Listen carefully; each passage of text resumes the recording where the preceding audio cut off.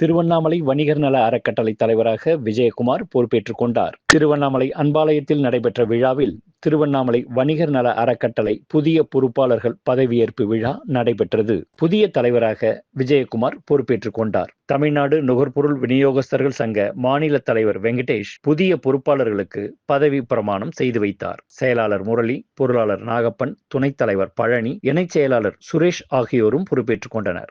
அறக்கட்டளை முன்னாள் தலைவர் AR மணி, செயலாளர் மண்ணுலிங்கம், தாலுகா வியாபாரிகள் சங்க தலைவர் நாகராஜன், முன்னாள் தாலுகா சங்க தலைவர் ரவிச்சந்திரன், மாநில பொறுப்பாளர்கள் ராஜசேகர், தனகோட்டி, செந்தில்மாறன் ஆகியோர் கலந்து கொண்டனர். விஜயகுமார் தனது ஏற்புரையில் அறக்கட்டளை மூலம் வணிகர்களுக்கு தரும் ஓய்வூதியம் இனி மாதம் 2000 ரூபாயாக உயர்த்தப்படும் என்றும், அறக்கட்டளை மூலம் மாணவர்களுக்கு கல்வி உதவித்தொகை வழங்கப்படும் என்றும், நலிந்த வணிகர்கள் அவர்கள் வணிகத்தை தொடங்க ஆண்டுக்கு ஒருவருக்கு ரூபாய் 1 லட்சம் வழங்கப்படும் என்றும் தெரிவித்தார்.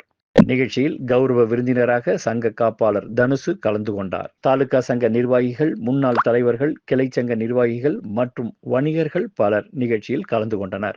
விஜயகுமார், சாந்திலால் ஜெயின் ஆகிய நான் வரலாற்று சிறப்புமிக்க திருவண்ணாமலை வணிகர் நல அறக்கட்டளையில் 2026-2028 2 ஆண்டுகளுக்கான பொறுப்பேற்று நம் முன்னோர்கள் ஆசியுடன் சிறப்பாக செயல்பட்டு நலிந்த வணிகர்களுக்கு உதவுவதிலும் அவர்கள் நலம் காப்பதிலும் உண்மையாக, உறுதியாக, கனிவோடு செயல்பட்டு எல்லா வகைகளிலும் அவர்களுக்கு ஆதரவாகவும் உதவியாகவும் இருப்பேன் என்று ஓய்வூதியம் பெறும் நலிந்த வணிகர்களுக்கு இதுநாள் வரை 1000 கொடுத்துக் கொண்டிருந்தோம்.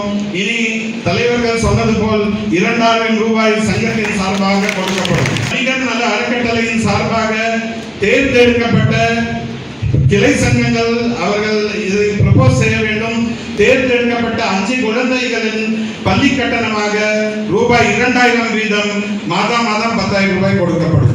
நலிந்த வணிகர்கள் மீண்டும் அவர்கள் வாணிபத்தில் சிறக்க வருடத்திற்கு ஒருமுறை தேர்ந்தெடுக்கப்பட்ட ஒரு வணிகருக்கு ரொக்கப்பணமாக 1 லட்சம் ரூபாய் கொடுக்கப்படும்.